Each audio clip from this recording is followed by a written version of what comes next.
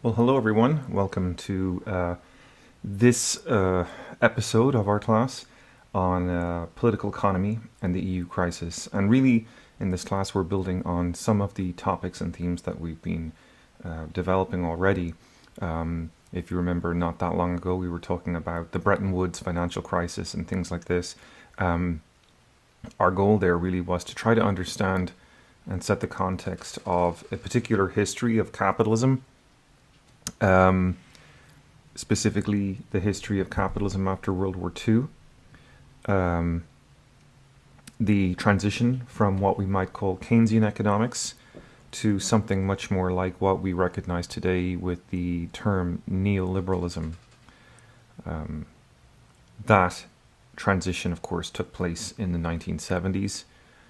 That's when the Bretton Woods system ended, and that's a decisive turning point for our understanding of the trajectory of the EU that we need to have in our mind in order to be able to present in this module, in this lecture, something that might be thought of as another theory of European integration. Now, I hesitate to call it a theory of European integration because in the previous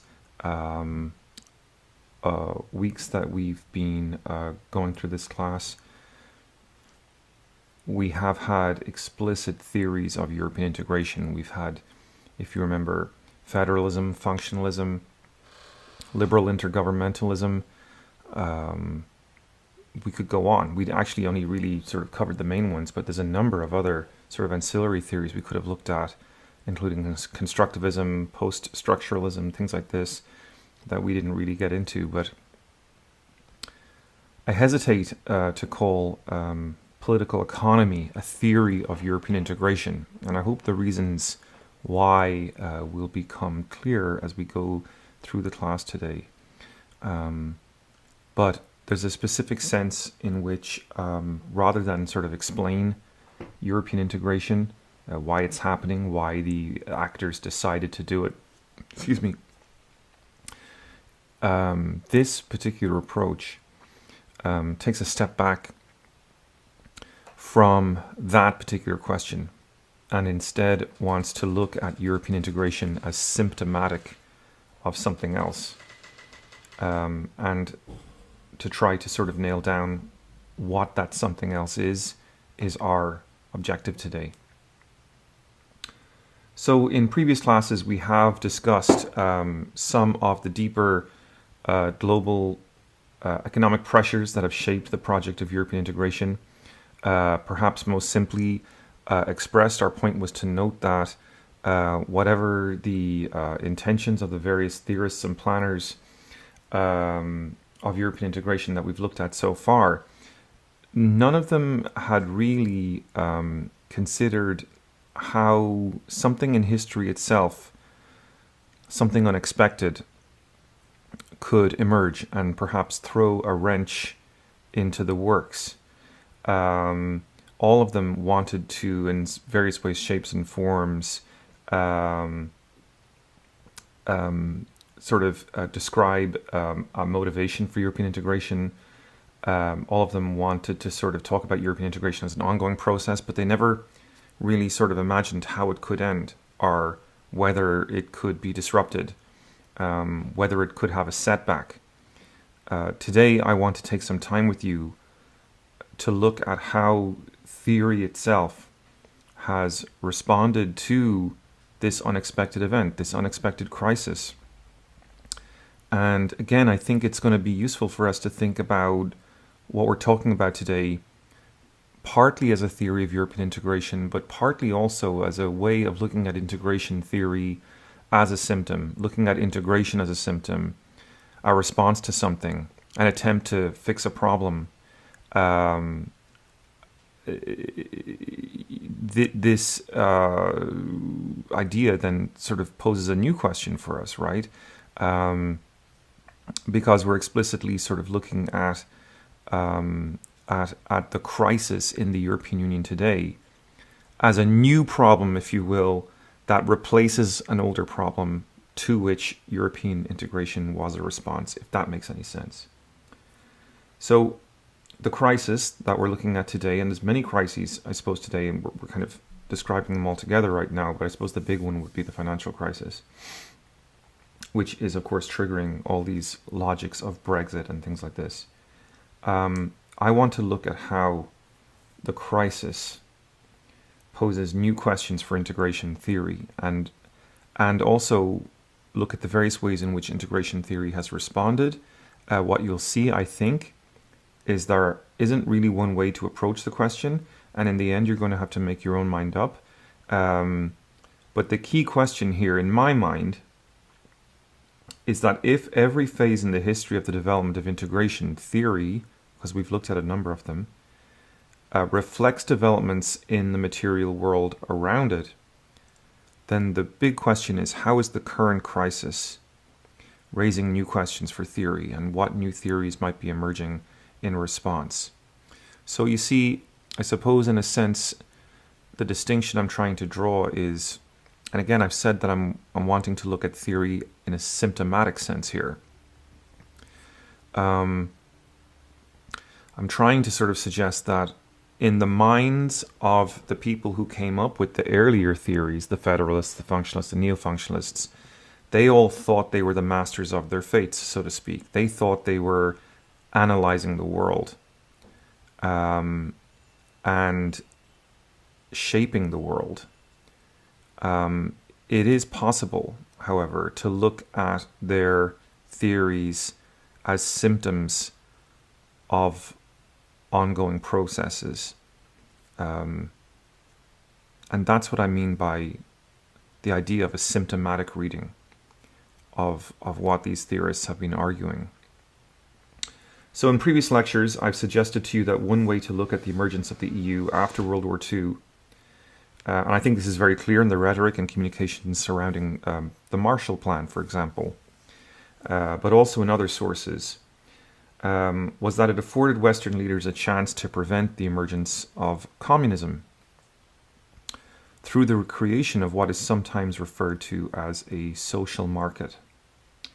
So this is going to be a key concept for us today. What is the social market? Broadly, it's a kind of a Keynesian economics concept. It's a controversial notion, but in principle, in theory at least, it was supposed to be this version of capitalism that would serve two masters. On the one hand, it would serve the needs of commerce and the material distributive needs, as it were, of the people on the other hand. So when you guys looked at, for example, the readings by Ben Rosamond, I think that's chapter 3 in Dinan, Noonan, Nugent and Patterson, you see him refer to a history of what he calls the European Capitalist Democratic Compact. And that's what he's getting at there, right? Is the idea that you could serve capitalism and you could serve democracy at the same time. Don't forget that one of the things about capitalism, despite the fact that capitalists often celebrate capitalism as being the kind of embodiment of democracy and freedom in a kind of a libertarian sense, one of the things that's characteristic of capitalism is the way that it puts property beyond democracy, right? Private property is restricted from the vote, right? We don't get to decide collectively what happens to the parcel of goods and services that's overall sort of available in our economy. Think of a cake, right? If the cake describes the entirety of the basket of goods and services that's available in our economy, in capitalism, we don't get to vote on how that's divided up, right? So this is the tension between capitalism and democracy. I think that's easy enough to understand. And what's also, I think, easy enough to understand is that after World War II, it was very much recognized that the Great Depression, and we've argued this in a previous class actually, the Great Depression left many, including many in America, with a clear sense of the risks of an unregulated capitalism, or a capitalism that was unrestricted or unrestrained by democracy.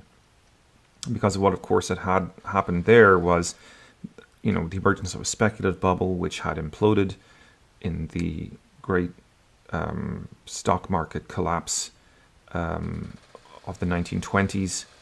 And the Great Depression, of course, was the result of that, and it led to World War II. The economic displacement that resulted from the Great Depression led to World War II and the emergence of the Nazis, etc.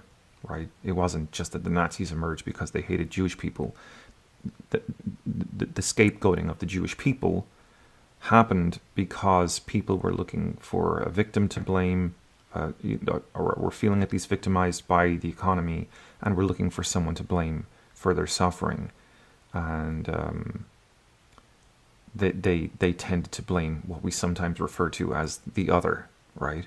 And in the case of the Jews of Europe, they were the other that were bound up with the narrative surrounding them, were bound up with their status as, and the mythic status, in fact, of them as, bankers, the masters, the secret masters of finance, the power behind government, that kind of thing. So very much a conspiracy. There's a long history of, conspiracy theorization around Jewish communities. So I think it's important to recognize that the Great Depression was understood as something that emerged. It was understood by intellectuals, economists during World War II as a trigger of the Second World War. So unregulated capitalism then was thought of as potentially a disaster, and it needed to be constrained by the spirit of regulation on behalf of the people. And of course, don't forget that after World War II, a massive number of people in Europe were on the verge of becoming communist. There were elections in France, elections in Italy. I think we've talked about those before. So there certainly was a sort of a sense that that capitalism needed to be kept in check. So another factor that Rosamond notes is that in the years after World War II, in the context of this European capitalist democratic compact, you could kind of afford to have your cake and eat it too. Growth rates were very high at the time, and there was also a clear sense in the 1950s that you could serve these two masters equally, as he says on page 33 of your book. The potentially countervailing logics of allocation through the market and allocation by popular mandate were brought into temporary alignment. So in a sense, the situation wasn't just reflective of a theory being put into practice, to look at the political world as if it was only and ever driven by ideas, sometimes referred to as idealism. The global economy really was indeed booming. So governments actually could afford to do both if they chose. It wasn't just, that the tree huggers and the hippies had taken over, right? There were good times, and both tendencies could be served.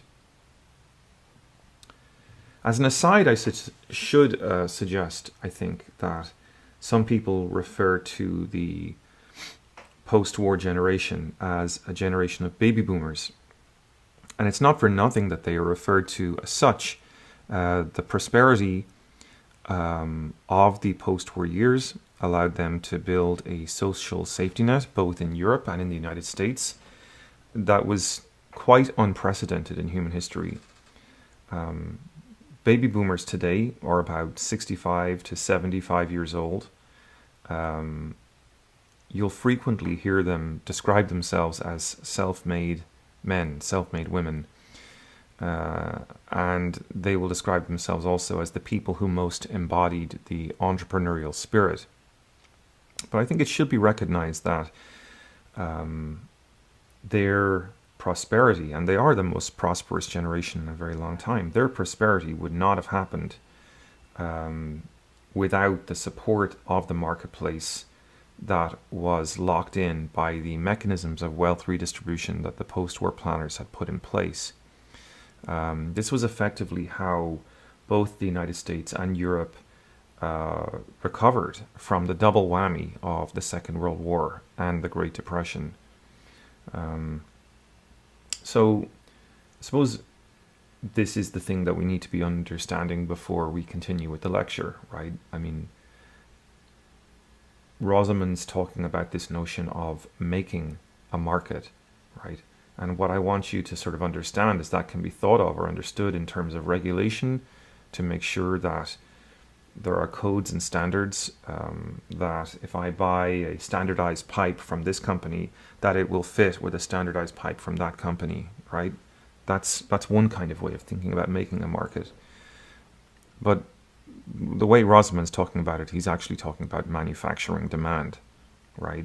That is to say, just as Franklin Delano Roosevelt sort of talked about in the context of recovering from the Great Depression, the idea of literally the government stepping in and putting people to work, so that would put money in people's pockets, so that they would go to the grocery store and spend that money, so that the grocery store would increase its orders from manufacturers, so that manufacturers would increase their production and hire more people, thereby creating a virtuous spiral of productivity where people are being put back to work. Of course, then the government can retreat from the market once the market has been kickstarted. So that's what I think is hard for us to grasp today. In the era of Fox News, where every time the government intervenes in the economy, it's like referred to as socialism. In other words, that today when we look at, or when we think about government intervention in the economy, we think about it in terms of solely a redistribution. But Rosamond's arguing that that's not really a very good characterization of what was going on after World War II. It wasn't so much socialism as a recognition that the market had to be made to work. And it wasn't working after the Great Depression. The situation after World War II then was actually such that the goals of the national governments and the goals of the marketplace needed to be brought into alignment. If we can understand this, I think Rosamond is saying, then we get a vitally new and important insight into the origins and developments of the EU. And more importantly, we get a sense of why and how the EU changed direction in the 1970s, which is what I was trying to say a moment ago. A change which placed the project on the road to austerity, arguably, well before even the financial crisis of 2008. So in this slide, we get to see a sort of a timeline, and it's a bit arbitrary. It's too neat to pigeonhole everything into tiny boxes. So I don't mean this as a representation of any particular sort of truth, but rather I mean it as a kind of a problematic to help us think. But it's a timeline of the theories of European integration, that some of the ones we've looked at already, some or one or two of them you might not have seen before. But this chart will definitely help, I think, understand, again, this idea of a symptomatic reading of the theories that we've been looking at. And it's the last one here, the critical one, that's new for us today. And that's what we're going to be focusing on today. So, of course, it's a bit of a misnomer to say that one theory is critical and another theory isn't critical, because, of course, all theories are criticizing something, right? Everybody who has a theory is trying to say, look, this is how the world is working, and I think my version of it, my explanation of it is better than yours, right? So in that sense, every theory has a critical component to it. Every theory has something new to say and feels it's making an improvement on the way things were said before. So obviously we're going to need to be a bit precise, therefore, if we're going to say that one particular theory is critical in a way that the others aren't. So what I want to argue to you here is that there actually is a pretty fundamental divide, a divide that's worth taking quite seriously, between the first four theories that you see listed here in the various time frames, the various phases, if you will, and then this fifth phase that's listed in the table. There's something to this idea. There's a big divide between the first four and the fifth. And that difference, I want to argue to you in this slide and in this lecture, is the difference between mainstream theories and a critical theory. So the first four phases, which you have looked at if you go back to our early lectures, are explicitly positive in the sense that they are kind of like endorsing the European Union and in various ways, shapes and forms, sort of explaining how we get from point A to point B, or how far towards point B that we're likely to be able to get. So they're positive then about the existence of the European Union and the nature of the European Union, and they focus primarily on questions of why we need the European Union, how the European Union came about, what drove it, what it is, and what its effects are going to be.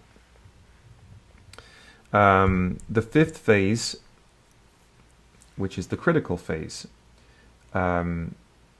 is critical in the sense that it poses a different set of questions, right?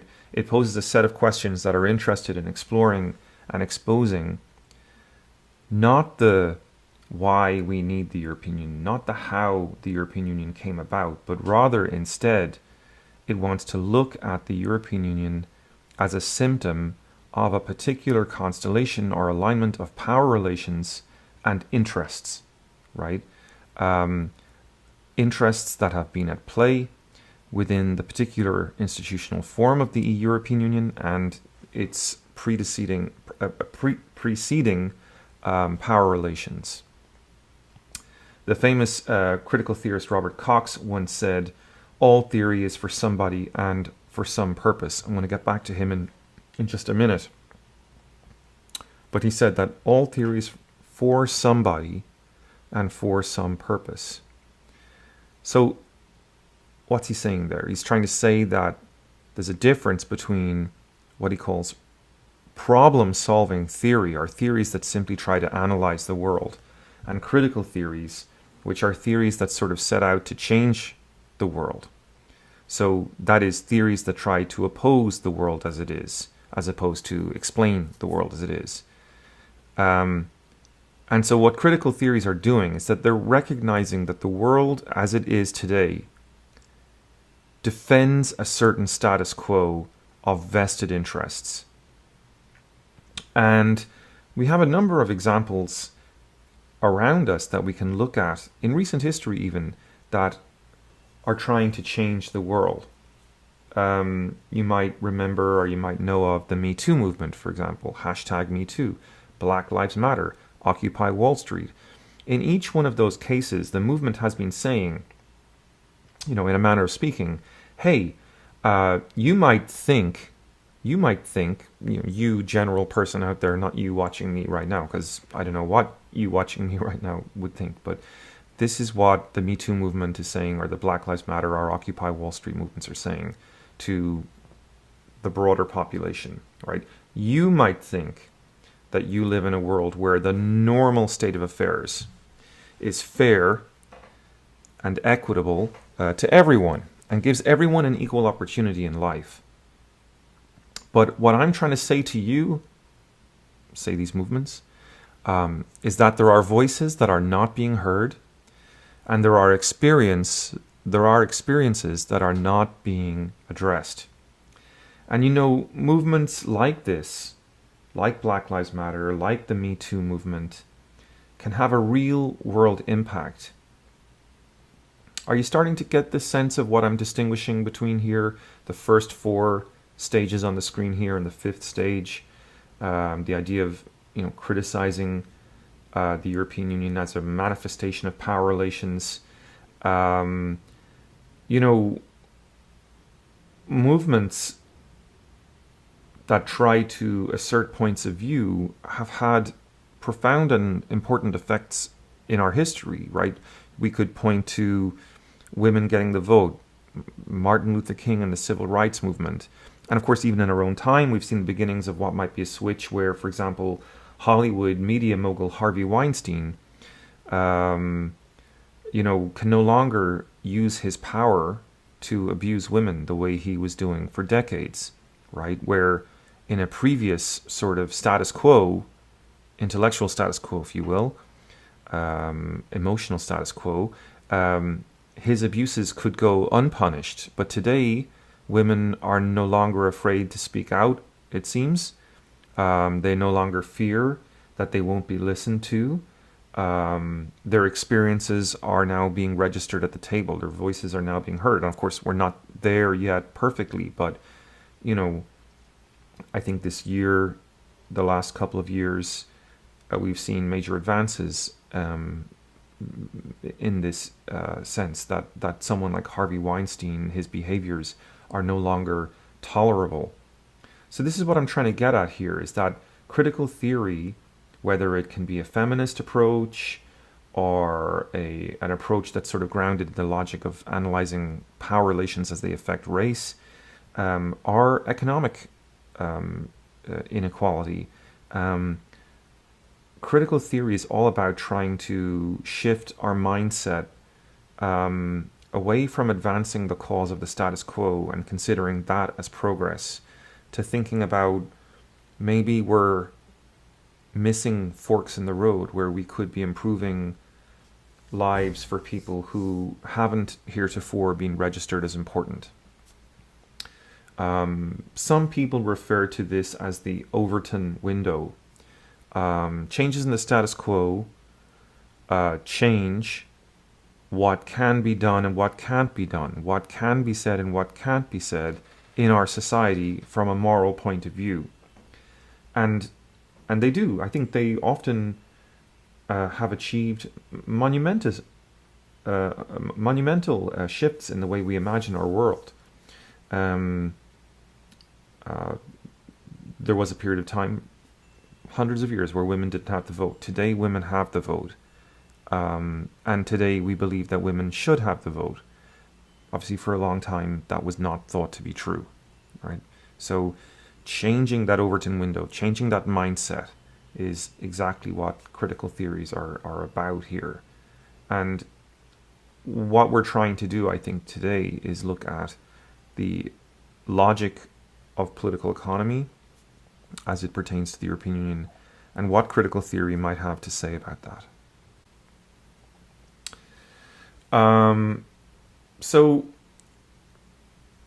equally, you know, maybe we should be clear on something, and I think this of course might be controversial. Here's Robert Cox himself. Not everyone is going to agree with what I'm about to say here, and that's fine. I'm not asking you to agree with me. I'm asking you to understand the argument. But critical theory in and of itself isn't necessarily a good thing, because that Overton window that I just addressed, it can go different ways, right? It can take you forward to giving women the vote. But equally, I think it should be recognized that it can take you backwards, right? It can take you into a world where we have less freedoms, where it can make, where shifting the window can make it permissible to say things that we probably don't want to be said. So, for example, in the context of the election of Donald Trump, I think one thing that's clear is that the emergence of the so-called alt-right, right, sometimes known as neo-Nazis, although maybe there's a difference there that we want to be careful about nuancing, but another way to say it is white nationalism, or just the alt-right. But either way, these are kind of neo-fascist movements that have been at large in the media sphere, protesting in the streets since the election of Donald Trump, in defense of Donald Trump's maybe more right-wing agenda. They want to shift the Overton window in a way that many people would see as highly problematic. And so that's why I think it's important not to just think of theory as determining a political outlook, right? Theories, especially critical theories, don't necessarily, although they are traditionally associated with the left, but they're not the monopoly of the left. They can go to the right as well and they can go to the far right. Is my point. So it's a political question, and it's why we might want to focus on this question of interests. In whose interest is it for this or that or the other thing to be said? So it really does depend on who wants what, and whether the thing that's being said helps someone get that thing. How might someone benefit from a certain thing being said, or being held or understood as true? Whether there is a certain moral case for that person to have that thing or not. So I will say this, that in this sense, we can probably distinguish between better critical theories and worse critical theories, right? There are critical theories that are going to suit a, shall we say, more racist or more misogynistic agenda. There are critical theories that can serve other interests, that are better, shall we say, for democracy. So the better theories, in my view, in my opinion, are going to be those that recognize that all knowledge claims come from a certain privileged perspective, and that it is important, therefore, if we believe in democracy, to ask what that perspective is. What is that position of privilege that is being spoken from? Because, we're not just scientists in a laboratory here asking about atoms and chemistry, right? That's the stuff that you can sort of mess around with, and because that stuff doesn't have feelings, it's fine. But in political science, to the contrary, we aren't in a laboratory.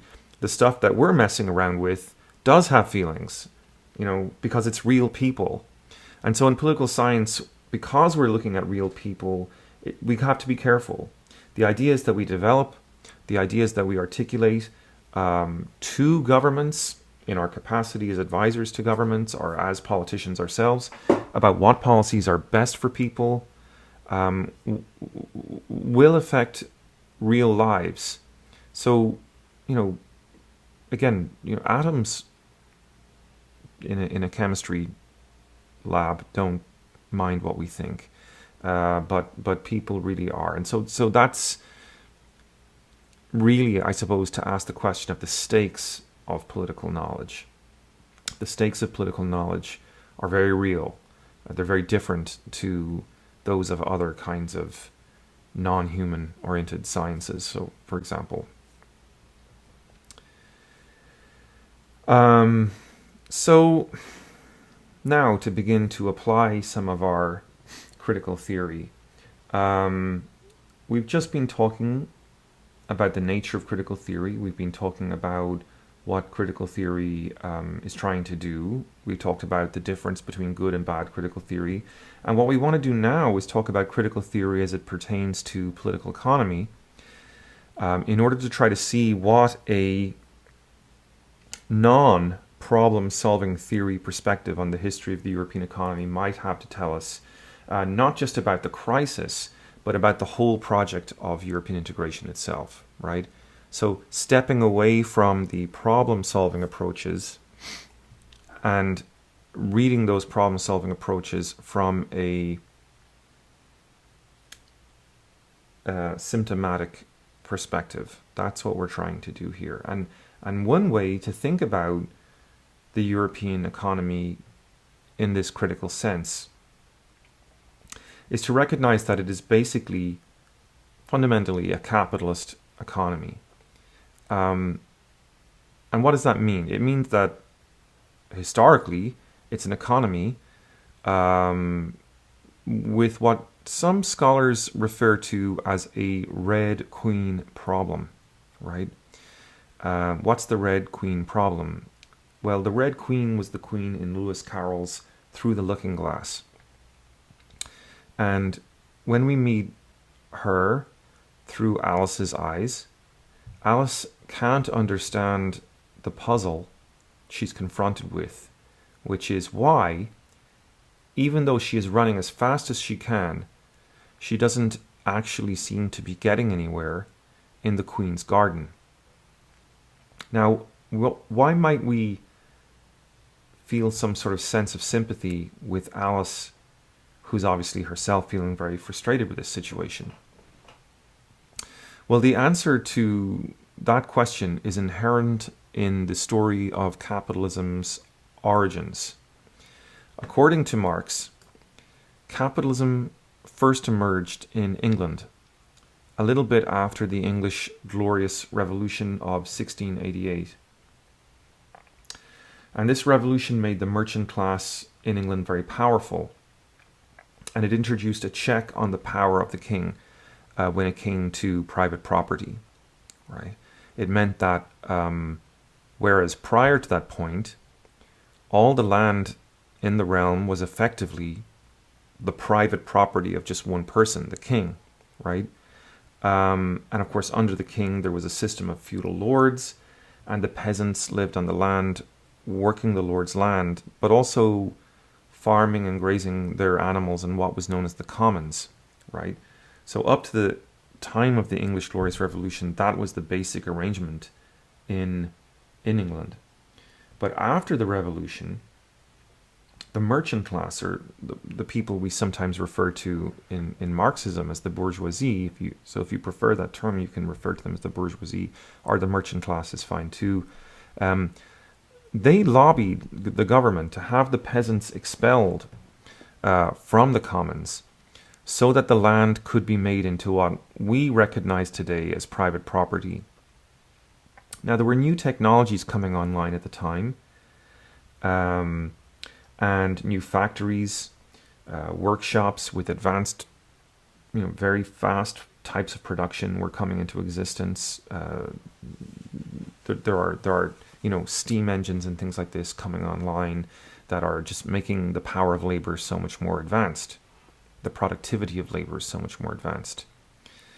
And these factories and workshops, while they were being built, they didn't have labor. They needed a lot of people to work in them to make them any value at all. So this expulsion of the peasants from the land was going to be the solution to that labor problem. The labor was going to come from peasants who had been kicked off the land and who were therefore being forced to move to the cities where the factories were in order to be able to get jobs so they could put bread on the table. The thing is, though, that once they were kicked off the land, the peasants were cut off from the way they had always made their living. They couldn't work the land anymore, so they had to sell the thing that they had left, right? If you can't work the land anymore, what else do you have that's going to help you make a living? Namely, your labor, right? And so the peasants moved to the cities to try to sell their labor, their time in the factories. But there are only so many jobs in these new factories to go around. And so the peasants, because there's more peasants than there are jobs, had to compete with each other in terms of the price of their labor to get the jobs. And so they had no choice in this. The factories, on the other hand, were very happy for the cheap labor, as they needed to turn a profit. And the peasants, paradoxically, even though they were being paid dreadful wages, had an interest in ensuring that the profits were being made, because if the businesses weren't making profits, then the peasants wouldn't get even the poor wages that they were getting, and then they'd have no way to make a living at all. So even though the peasants were kind of in a context or in a situation that was ultimately kind of against their interest, because they were getting screwed because there weren't enough jobs to go around, and the profits were being seized by the rich. Paradoxically, the peasants had this kind of short-term interest in making sure that the system would reproduce itself. So this system, you would think, could maybe trundle along for a long time, tragic as it was. But the big question was, how were these factories going to make profits when the peasants, or the ordinary people, were so poor? So poor, in fact, that they weren't going to be able to afford to buy the goods and services that the factories were creating. So how is it going, how are these factories going to make enough money even to be able to pay those peasants if there's no market in the land no mass market in the land to make the goods and services that these factories are throwing out? And the answer to that question is relentless expansion and innovation, which brings us back to the Red Queen syndrome, or the Red Queen problem. Capitalism has this constant need to change and to modify itself. It constantly needs to update. It constantly needs to make better product, to find efficiencies, to tap new markets to be able to sell its goods and services.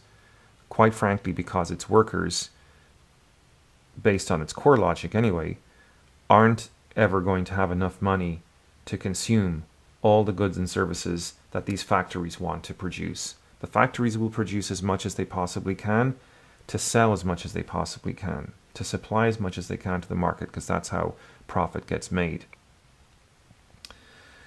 But if the domestic market can't handle that much product, that product has to go overseas. And this is where the question of imperialism comes in the 19th century at least. Because we didn't have globalization back then, the world markets were not integrated as they are now. Capitalism needed to seek cheaper raw materials, cheap labor, new markets, and new consumers in overseas colonies. Today, of course, the market still seeks social changes, and we can see this clearly, for example, in the transition from the industrial or Fordist factory, which is the work that our parents maybe used to do, to the rise of new so-called piecemeal workers or piece workers who drive, say for example, for Uber, or who put their spare rooms out on Airbnb. And the interesting thing about those new kinds of jobs, these piecemeal jobs, is that we are, if we do them, or those who do them, are not legally considered employees of these companies anymore. They're considered self-employed. So the corporations who run those platforms don't have to pay insurance costs for the plant or the hassle of having to deal with unions. And it's a way of trying to increase profits by decreasing overheads, by passing those insurance costs back onto the worker, etc., the self-employed worker. But you see that the maneuver here is quite obvious, no? So we could go into a lot of details about these various kinds of transitions as they've taken place historically, but we don't have the time for that today. The point simply is to recognize that capitalism has this constant need for change, and that this constant need for change is driven by the fact that the people who work within capitalism, are never going to make enough money because they don't earn the profits. Only the rich earn the profits. They don't earn the money. The ordinary person doesn't earn the money to be able to consume everything that capitalism wants to produce. And so capitalism is constantly trying to figure out a way to make this stuff cheaper and to find new markets. This explains then capitalism's constant need for innovation, for change, to find new ways to get goods and services into the pocket, into the hands of the employees. So ultimately then capitalism has this constant need to change society itself in order to be able to guarantee the generation of its profits. And you can see then that the Red Queen dilemma creates a lot of anxiety, right? Or is the result of a lot of anxiety. Just as individual entrepreneurs are constantly looking to invent the next big thing, capitalism itself is always confronted by a kind of a crisis. Right? This is kind of our big point today. We talk about the European Union's crisis. But if you take this critical perspective, which I'm inviting you to use, here you see that there's always a kind of a crisis in capitalism. Capitalism always has to be extending itself, changing itself in order to preserve itself. It has to be introducing social changes, sometimes literally kicking peasants off the land in order to move them into the cities. Does that make sense? As it did in the 19th century. So the question is, how is capitalism figuring out from time period to time period how to introduce the social changes that it needs to introduce without the social dislocation that those changes inevitably produce, which might generate political crisis. There's always an economic crisis. right? The economic crisis is the need for is what drives capitalism's need for innovation in the first place. The question is, how much social change can you get away with without a political backlash, right? And of course, that's the World War II question, right? So back to our thought about Alice through the looking glass. Alice might get upset, right? You don't want Alice to find the situation too ridiculous or too painful. She will reject what she's being subjected to here. And so this means that capitalism is kind of a paranoid thing. It knows it has to change in order to be able to make profits. But if it changes too much, it understands that it might create dislocation. So it's constantly aware of this trade-off. It has this tendency towards economic crisis, which might necessarily create political crisis. And so avoiding that political crisis is like walking a tightrope. A tightrope on the one end is the desire for profits, which is driven by, shall we say, the inherent or built-in selfishness of capitalism. And on the other hand, the limits of what can be done politically. You're not always going to have all the people on board with what you're proposing.